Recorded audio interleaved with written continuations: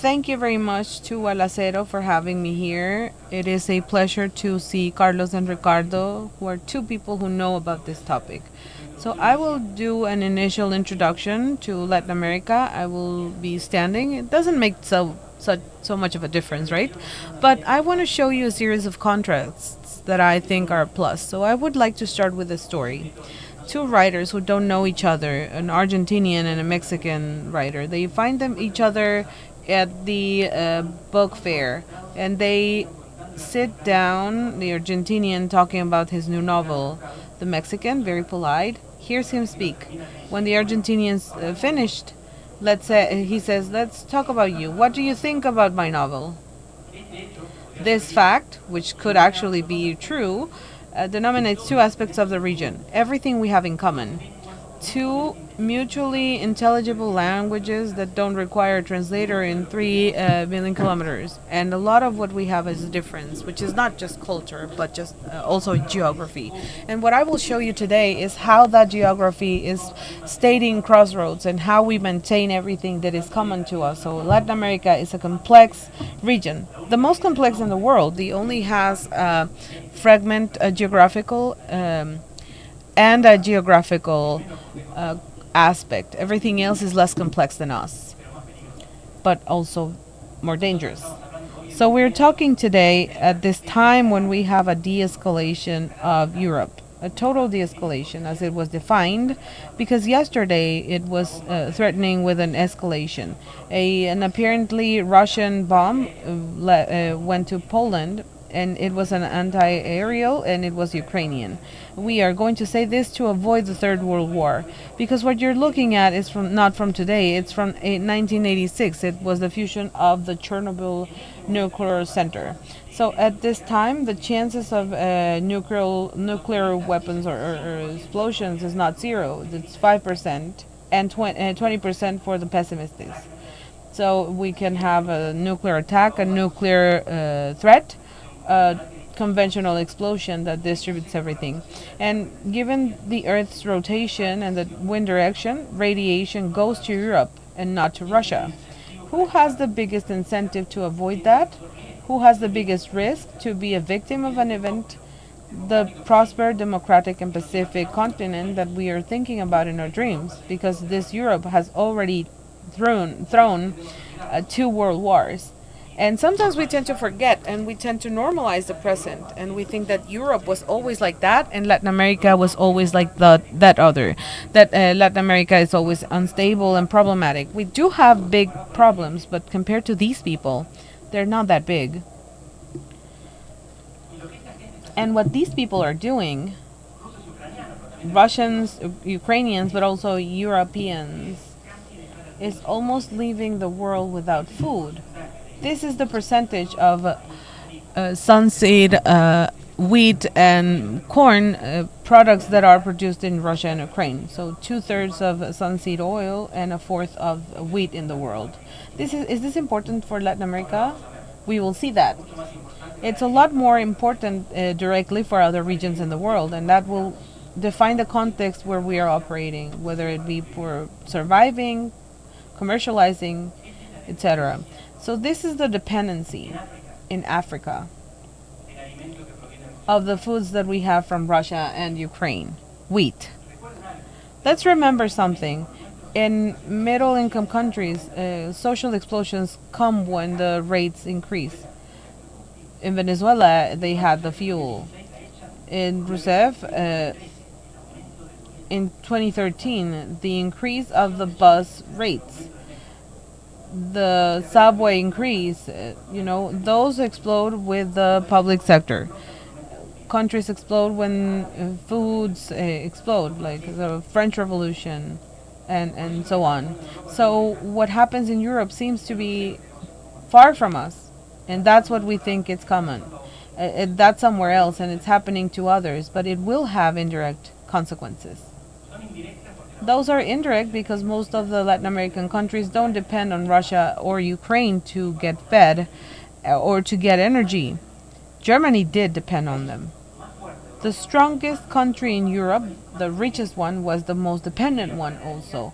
They depended on Russia's energy. for commerce, China, and defense in the US. So the triple dependence of Germany has no name. It's such a fragile power. In Latin America, we have an indirect impact. We are not affected by scarcity but prices.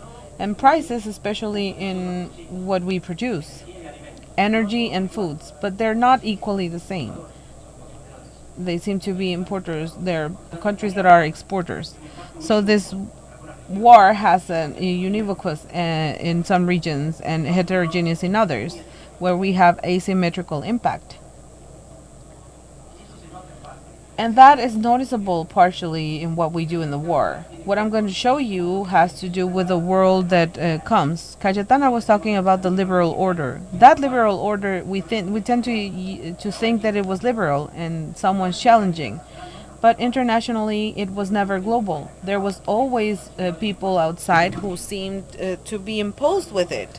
Now we tend to think that since 141 countries out of 193 condemned Ukraine, the world thinks more of Ukraine, but the 35 who were abstained have such a big population as the other 141 that voted. So the world is split into two or three, if you will. West, neutrals who are not West, and then those who invade, the ones who hold the guns. Russia is the bad guy. The rest of the world is not against. Not all of them. And we know that because when we need to put our money where our mouth is, countries are not sanctioning. About 30 countries imposed sanctions against Russia, paying them at their own costs, with rates in the case of Europe. Everyone else, shut up. But this was always like that. Latin American dictatorships fought Latin America despite the embargoes from the US. And the national interests, more and more, they tend to converge into the new gravitational center, which is not within the region. The new center is where we have most of the people who are consuming or invading and forming markets or armies. You should all know this map. Maybe this is a little bit more surprising. India is going to go over China, and Nigeria is growing. We think of non-Western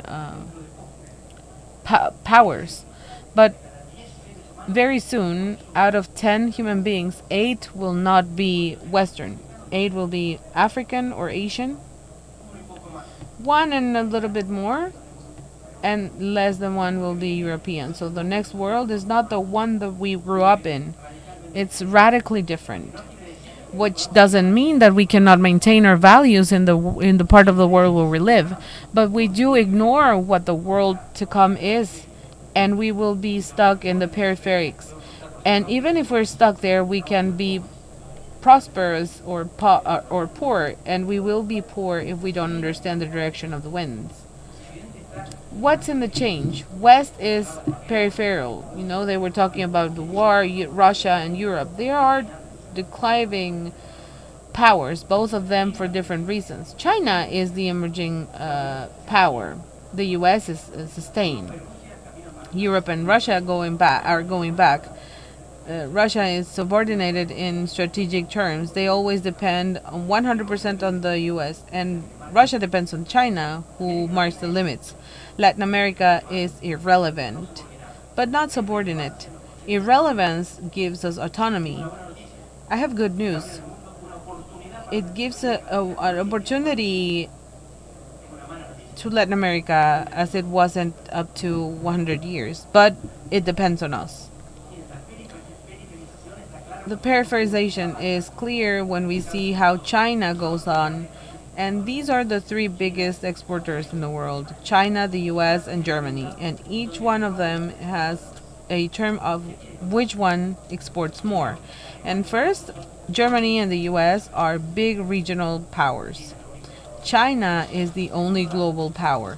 Second data, the only region in the world fragmented by this unhingement is China, because China has its continent, Asia, but it also has Africa, and but Latin America has half. Ecuador, Colombia, and Venezuela go up, and the rest goes down. So it's not just peripheric, but it's not necessarily bad. We are also fragmented. Again, if it's not necessarily good, bad, if we don't assume it, we can think it's a unit. If we were like that, Clever Carone wouldn't be a president. We would have a candidate that was strong, and we would know who is the next candidate, and we don't. Now, I was, I think, told I had more time, and I had to accelerate. In Latin America, we know that it's not a poor continent, but an a continent full of inequality. However, poverty is coming back, partially because of the pandemic, but before the pandemic, we had a trend to go worse. And yes, we are the violent continent. I was talking about nuclear events and wars in Europe, and there's no war in Latin America, but we're killing people with urban violence.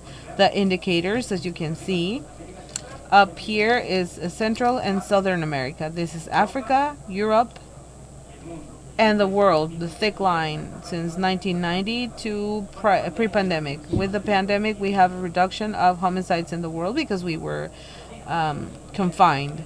We are by far the most violent continent in the world, so that's a good and a bad news.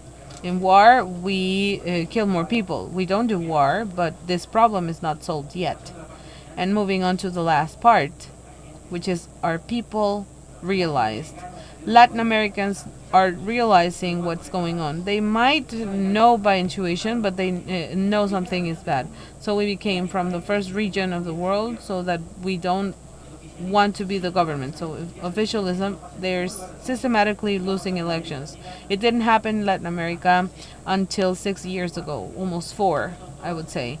It's actually every presidential election in Latin America for the past century. So if they win the government, they're less likely to win elections again. So in 2016, especially in 2018, let's expand the details. Let's forget about the left. Let's go to the right. Everything face to face in Southern America. Right now in Southern America, since 2018, we're talking about a new left wave. There's no new wave to the left. There's no wave. In the last presidential election, 6 was left and 5 was right. But out of those, 10 were won by the opposition. They won if they were in front. If the left wins, the right was governing. And so those left or rights were fragmented. They're not hegemonic. So they have those who are winning are not popular after 6 months of taking office. Boric, for example, lost the constitution. Alexander lost the intermediate. Even López Obrador lowered his performance in the past few years, although Mexico could become, maybe, possibly, we will see soon, in someone who gives a changing of trends or an exception. So since 2018, Costa Rica, Paraguay, continuity. For the rest is alternating. Governments are losing government elections. It is convenient to be in opposition. If Mexico, we elect with the party, then Mexico can be the black sheep or the white sheep. Or they can show a change in the trends. Or maybe Mexico will also be the next victim of this wave of failures for the officialism.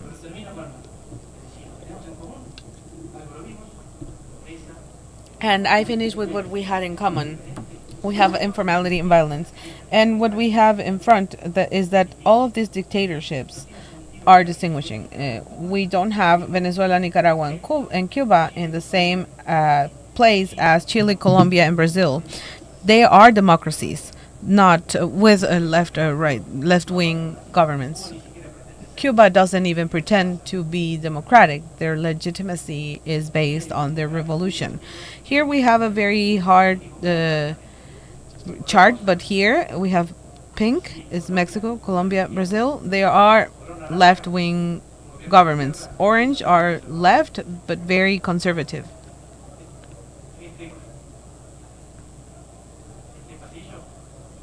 This here is a country that is left, but they like Taylor Swift, with very fun presidential elections. And here we have some other things, like this green is a so called left, but it's a manual for the chaos theory. And the last one is very clear, your way. They're defined by their name. The only normal country in Latin America. Maybe that is not normal, but we will be talking about the bigger countries. So thank you very much.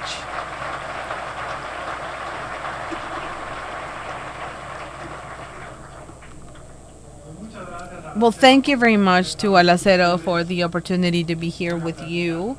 And I will talk about the case that I know, which is Mexico. And as Malamud was saying, is different. Different in so many senses. But the first one, if we can get my slideshow up, is that the country is a country where we have an accelerated technological change. It's brutal in the work markets. They can take advantage of this new world order to try and win spaces that other countries in Latin America would not be able to. The relationship China and US is changing importantly, and I think that what you showed in your maps, you would see that Mexico is anchored in Northern America.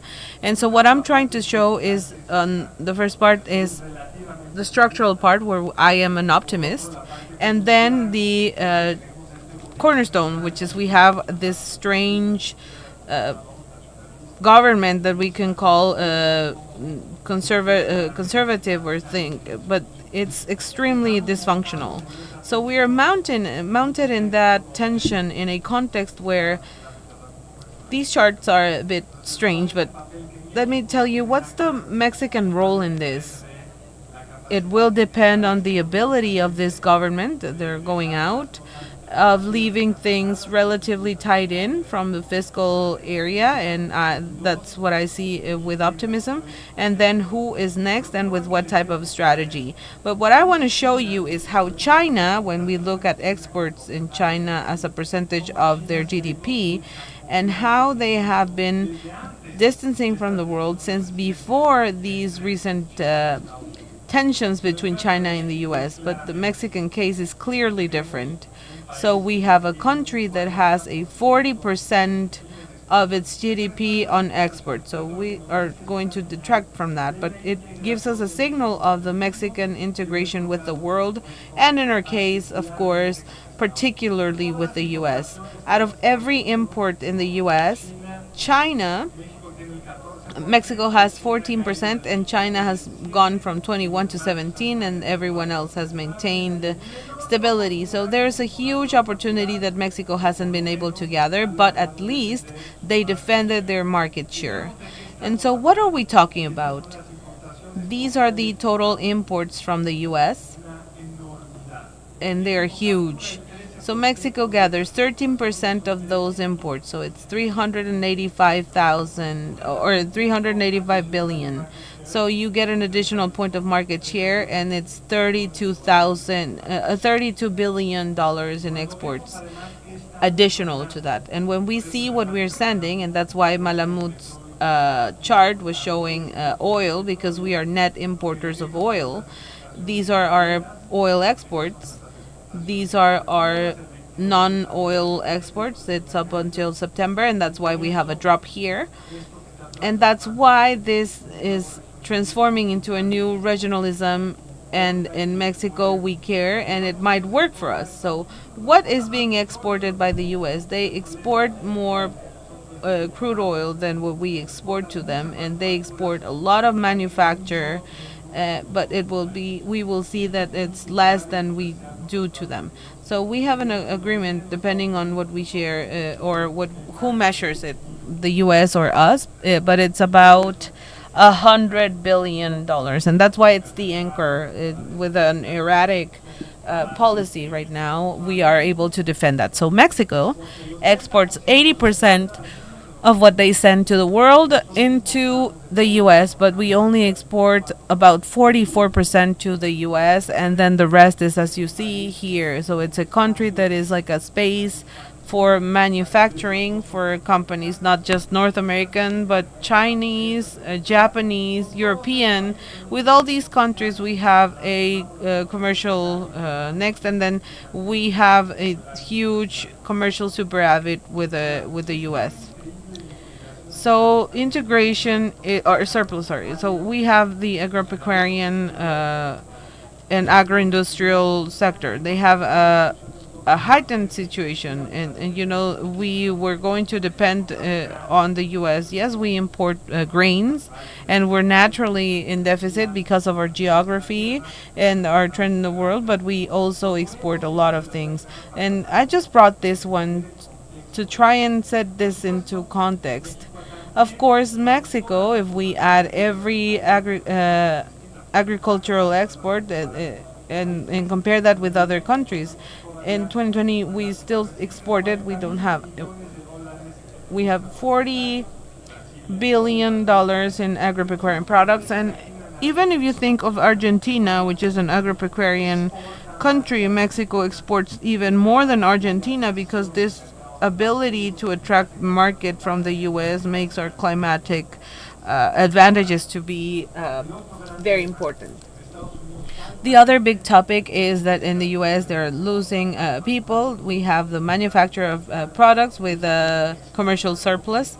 Sadly, exporting people, those who send growing and growing remittances to Mexico. And last year it was about $50 billion, and just so you get perspective, it's about 4.5% of the GDP, and that gives us a stagnation. But consumption keeps growing, and this is partially, and this is a very important part for that reason. So if we see the remittances versus other components in exports, we will see how important that weight is.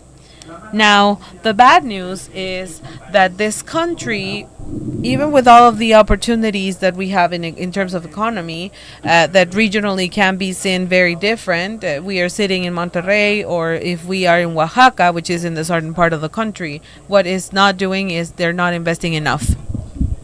This is a country that had a low investment rate in relation to the GDP. We have the private investment in relation to GDP, and it's barely 15% of the GDP. If we've seen everything that has been decreased, the country is not growing because we're not investing. And we're not investing not because we don't have enough, or we don't have opportunities, of because of uncertainty, but because the government has decided to close some spaces where we are seeing a bottleneck, which is in electricity. In manufacturing sector, for example, you might know that the main restriction to operate here in Mexico is to have electricity at a good price with certainty, and something even more difficult to get is to be sustainable. So we had an electric reform that was generating that, and the public investment in the electric sector had been increasing, and now we've seen a decrease, a dramatic decrease, even though the rules have been cut to support the electric investment, and these foreign investment has been collapsed. Why? Because the rules of the game changed, and now we are in an absurd situation where we have wind, thermoelectrical, and solar plants that are disconnected, and they're having problems to provide energy and certainty ahead. So this is a problem, but it's also a great opportunity for the next government, because the constitution hasn't changed, and it's relatively easy to be done. Now, let me go to the implications for Mexico in the short term with the pandemic and the bad administration. This is what happened with the Mexican GDP in the last 20 years. You've seen that the arrival of President López Obrador came with a stop in growth.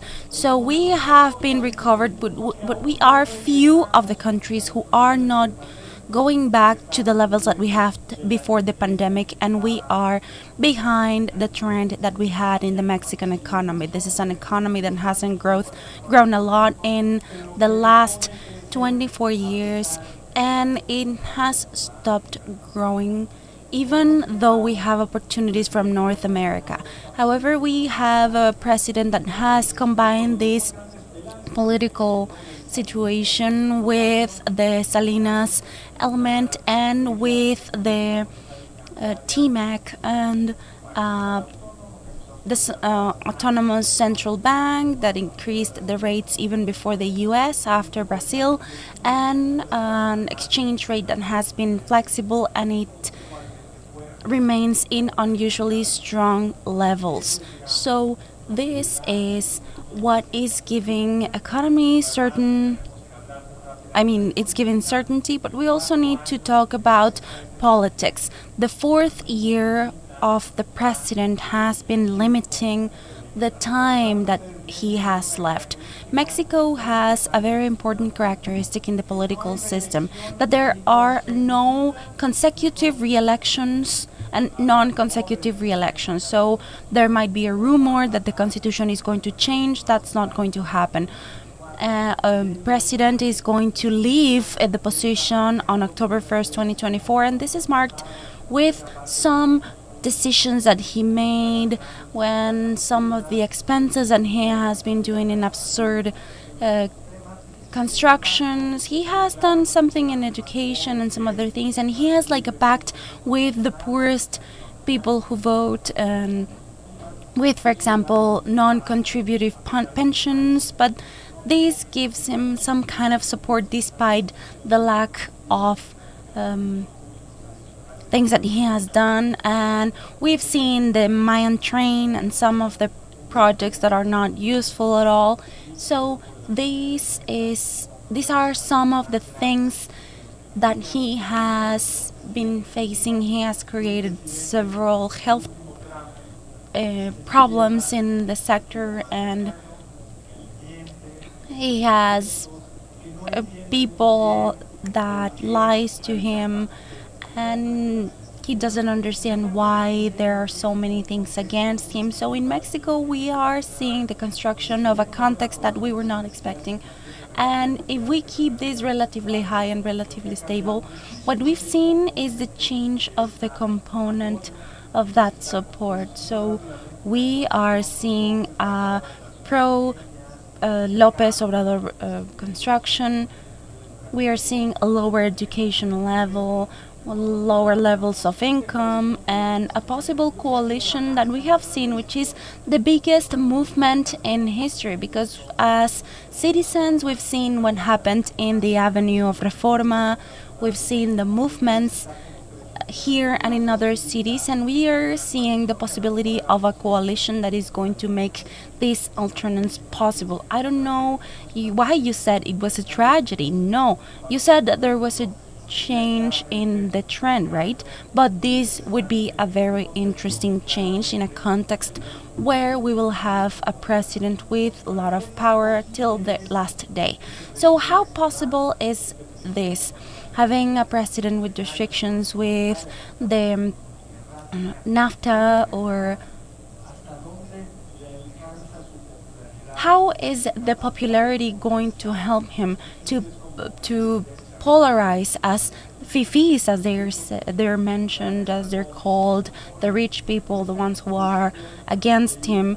But what about breaking the country into two? We are seeing this, and the movement proved it, and maybe we can create a space of higher electoral competitiveness. And it was good, but not good enough, as you already know, to give the Congress the majority that is needed in both chambers. Morena does not have any restriction to create laws, but they have the constitutional restriction that I think is going to be kept until the end. I don't think there's going to be a reform in terms of the elections in INE. So that doesn't mean that this government is going to double the bet and to create a legal reform, to change the rules of the INE, to take money out of it, and to make it more competitive. But when we ask people, who would you vote for? Morena and the president has 49%. And an alternative way of seeing it is that they have 51% against them.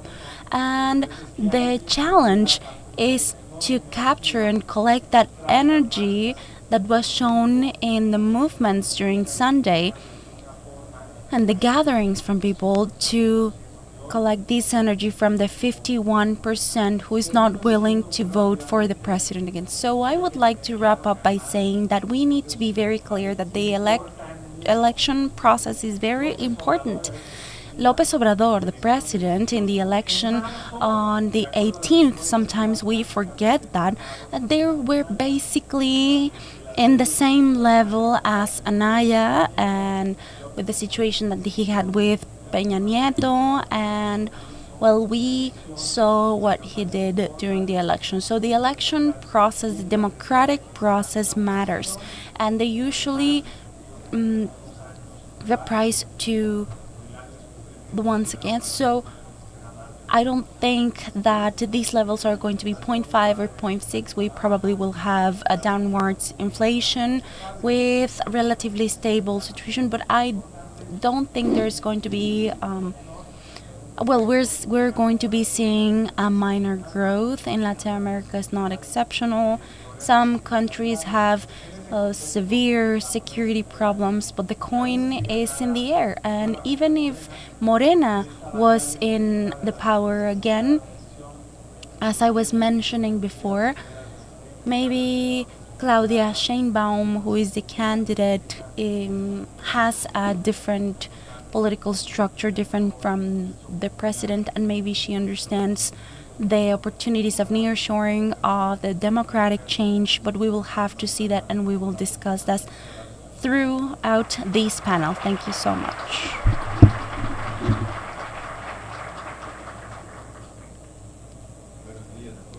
Good morning, everyone. It's a pleasure to be here again in Monterrey after 8 years. It's a pleasure to be with my friend Andres, with Carlos. Greetings, Gustavo, Alejandro. It's a real pleasure to be here today. So here I was, in a tour from Brazil, Paraguay, Colombia, and I have been a week here in Mexico. And it's amazing how these things that we have been mentioning about the risks and many opportunities, I think that this is the key to understand what we have in our regions. And this is a combination of opportunities, huge opportunities, with some institutional, political challenges. And this is still a difficult equation for all of us, but I'm going to try to apply this wider context of Latin America to Brazil. I'm basically going to be talking about three main elements. One of them is the more structural and long-term challenge that we have in Brazil, and this is something that they have in common with Mexico and with Latin America. The second is the short-term economical aspects, and the third one is going to be the political aspect in the mid-term. We just had the national elections a couple of days ago, so now we have a new set of forces to be part of the government of Brazil.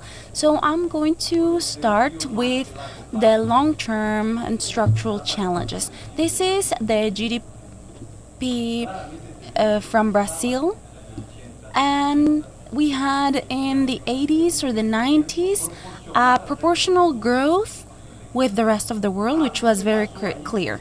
Something happened during the 80s or the 90s that we started losing growth. We had growth, but it was below the average around the world. So I think that it's related to the fourth technological revolution challenges. So here, this is one of the main challenges of the region. So we either know how to manage this growth or these technological changes, or we're not going to change. So here we have the additional value or the added value of the industry, of global transformation. This is simpler. We are losing competitiveness in the transformation sector, which is the strongest. I believe that I was missing another slide, but well, this was part of the foreign trade in Brazil, which was very clear. Because the simplest part of exports in Brazil is increasingly in the sectors with the lowest added value. So the foreign trade that is negative is clearly part of the sectors of the highest added value.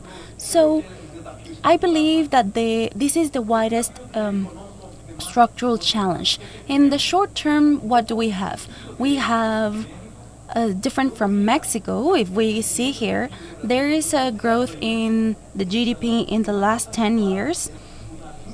Is very clear. We have an instability. We grow a lot, we decrease a lot, so we have an instability in terms of growth. But in the end, after those 10 years, we are more or less in the same position in the GDP per capita. So something is going on besides the structural challenge. We have another short-term growth challenge. So to understand Brazil, we need to see how we have a low interest rate, a real interest rate that is pretty high actually. It's 14 points in the basic interest rate, and in the next years we're going to have a slow reduction of this interest rate. So this is another challenge for Brazil in terms of growth. Now, this red line that you are seeing over there is the fiscal effort that Brazil has been doing since the crisis of the 15th and the 2016. So the government still has a very important fiscal challenge, and besides the low growth in Brazil, there needs to be a management of the fiscal situation that needs to be managed, and of course, it was increased by the pandemic. So, this is part of the macroeconomical situation that is going to be at the core of the economical agenda for the next government. So, another structural challenge that is paramount, that it's related to Latin America in general, is that we keep generating employments, but in average, this generation of new employments is way below the employments of 2, 3, 5, or 10 years ago. We are generating employments, but with lower incomes. So this is related to the lack of capacity that we have in terms of competitiveness in the technological sectors, the strongest ones. So the investment rates, after some years we are having an investment rate that is more or less close to the average. Actually, it's below the average of a developing country, but we are recovering little by little. Of course, it was affected by the pandemic, but as Carlos mentioned, in terms of Mexico, it's just like Mexico, it is the core of these issues. So in GDP, it's way below the average levels of developing countries. So this is also part of the political challenges. What do we have in Brazil? In general terms, in Brazil, it's not just one election. We have two elections. One election is for presidency and the other election is for the Congress. We sometimes focus on the presidential elections, where the characteristic that is the strongest one is polarization. So in this case, the polarization towards a president, Bolsonaro, who is on the right side, and this is part of the story of Brazil. We have never had a president that has been from the extreme right, and also the left side we have Lula, we have a president that has been re-elected 3 times in Brazil. So we have a polarization that is not part of the Congress. The Congress traditionally has an ideological profile that is focused on the center right. So the presidents are polarized, but they are with a Congress that is more in the center. So, what happened with the first round and for the second round? An important part of the central political sector of the politics in Brazil were moved to the Lula's position. They supported him in the second round, and two main elements that I would like to highlight here is that the red party that is over there is like a green party in Brazil with the leadership of Marina Silva. She is a woman that is very well known for her ecologic agenda, and she does not, Lula is not managing that ecologic agenda. He has an agreement with some efforts, and this is something new. Lula is in an international encounter right now, and he already mentioned very simple changes of the environmental policy in Brazil.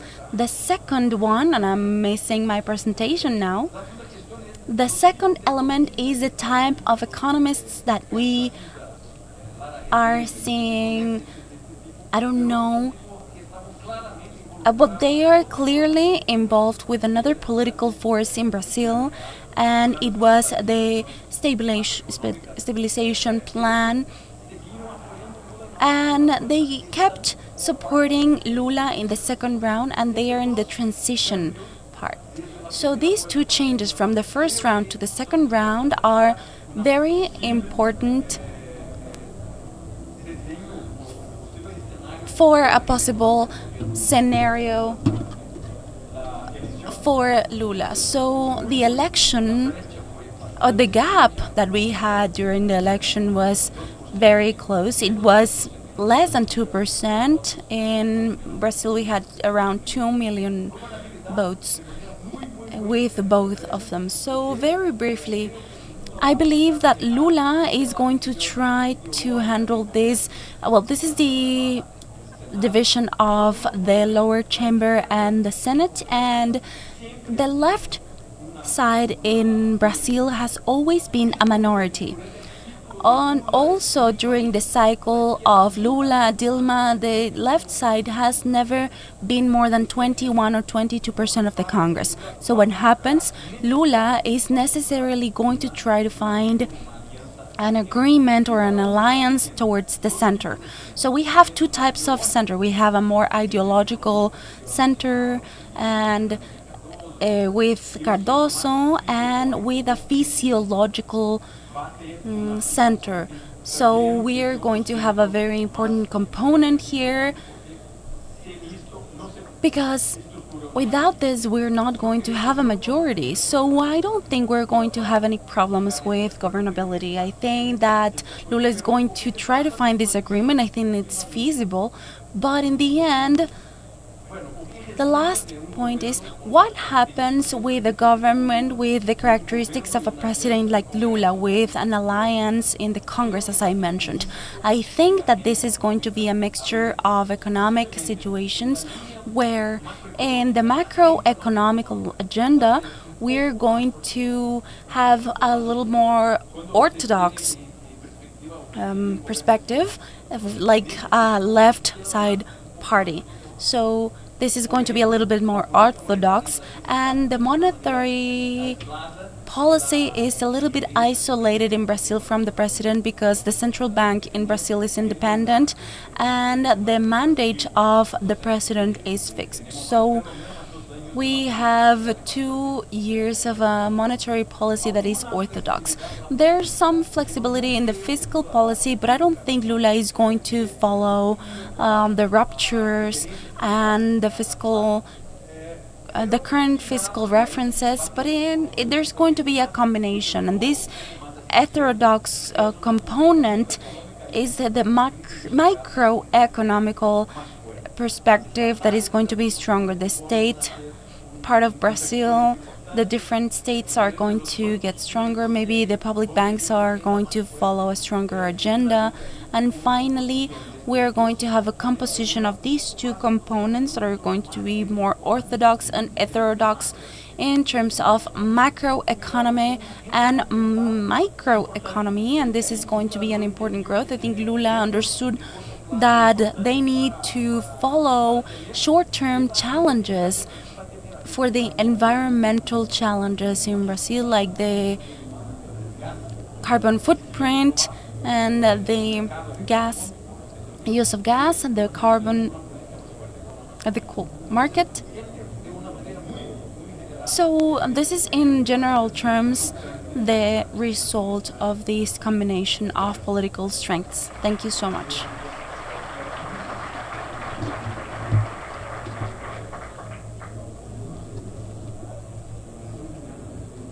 Thank you, Ricardo. Thank you, Carlos. I'm in charge of moderating the debate and asking questions, but I was not told how to receive these questions. So I'm going to start with my own until I get the new ones. So we are seeing a country that just changed the government and one that wants to change its government. Yeah, we are in the process. Yeah, we are delayed, maybe lagged, but in the same path. So I would like to ask you a question, each one of you. Trump and Bolsonaro lost the elections, but Trumpism and Bolsonarism are going to be there. They're going to stay.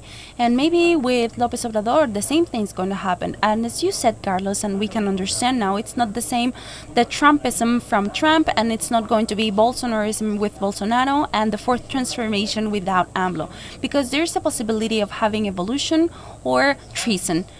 We have the situation in the United States and some senators that were choosing Bolsonarism, Sergio, and maybe they should not be, or they're not going to continue being Trumpism. All maybe there's a possibility of having Bolsonarism but changing it.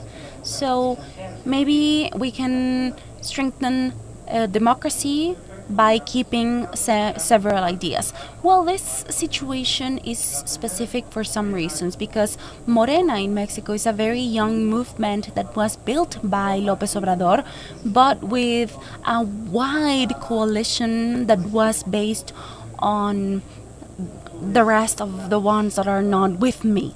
So the pragmatic and ideological part of the Mexican politicians, well, you would be surprised.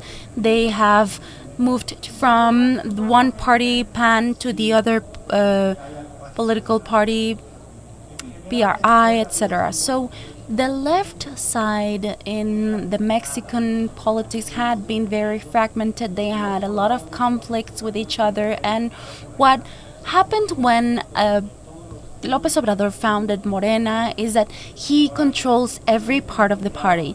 So he's very clear that this administration is going to be over on October 1st, 2024, and he's going to, well, he wants to leave the power to the head of the government, Sheinbaum, and he's the one who treats the best. He supports her every time she has issue. She's going to receive the highest levels of the budget, and she has received most of the controls of Morena, Sheinbaum, and the closest people to her.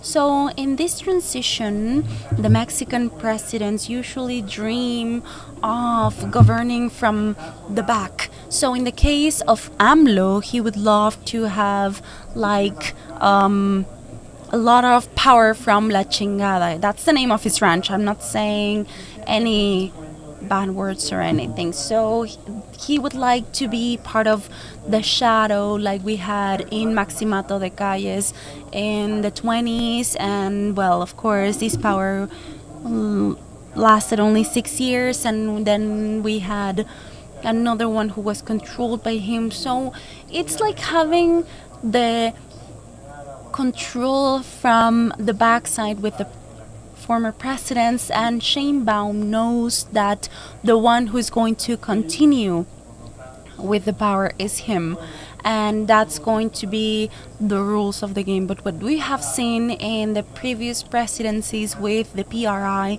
is that it's easy to get away from that problem. The world has changed. Of course, there was a tweet from Lopez Obrador, and there will be tweets from Lopez Obrador that are going to be more powerful than an interview somewhere. So I think that I would put it this way: if Claudia Sheinbaum is part of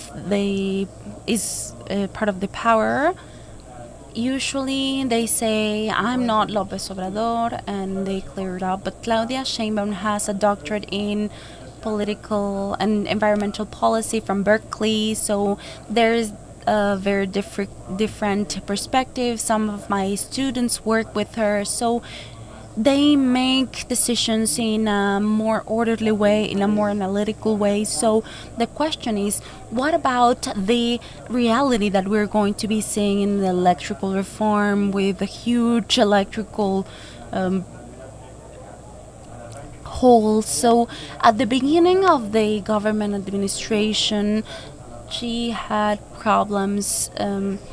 And now, well, this is the entity that is trying to recover the employment, the GDP, and she's the head of the government who is trying to seduce the business people to come back and invest in Mexico. And this has been very difficult. But as a summary, I don't think it's going to be easy to build a maximato. And my final idea is Bolsonaro and Trump might have very clear ideas of the country that they want to build. But AMLO, with the fourth transformation, has 2, 3, or even 4 minor elements.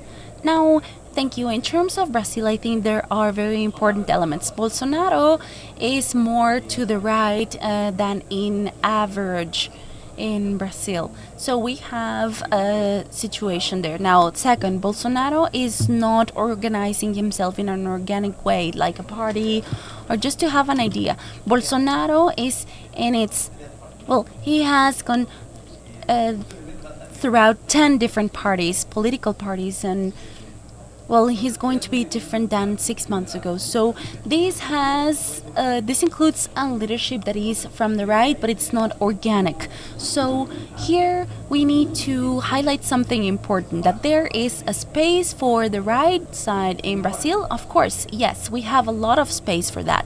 What we don't have is strong leaders, and not like Bolsonaro, but maybe as a reference, we have 2 new governors in Brazil that could be part of this role of having a more sophisticated leadership with less extremes, with higher capacities for the public elements, and which is the governor of Minas Gerais and Rio de Janeiro. So these could be the governors who could create a new movement from the right, but not as extreme as Bolsonaro's.